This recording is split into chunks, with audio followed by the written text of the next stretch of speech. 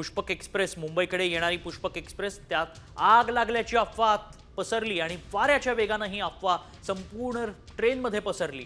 त्यानंतर अचानक chain pulling झालं, चेन खेचण्यात आली, त्यामुळे ब्रेक वेगात गाडी असल्यानं ब्रेक जेव्हा दाबला गेला त्यात ठिणग्या उडाल्या आणि याच ठिणग्यांना आग समजण्याचा प्रकार घडला आणि त्यामुळे या अफवेला अधिकच बळ मिळालं आणि ही आग समजली गेली।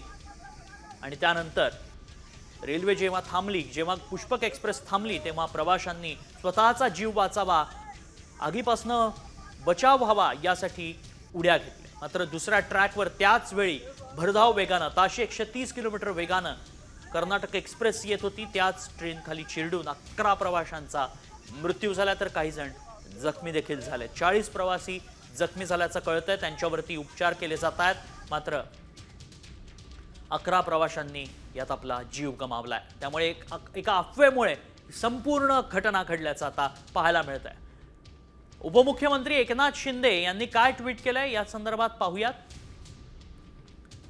शिंदे म्हणतात, आग लागल्याची अफवा पसरल्यानं पुष्पक एक्सप्रेस मधून काही प्रवाशांनी शेजारच्या रुळावर उड्या घेतल्या, दुर्घटना घडली।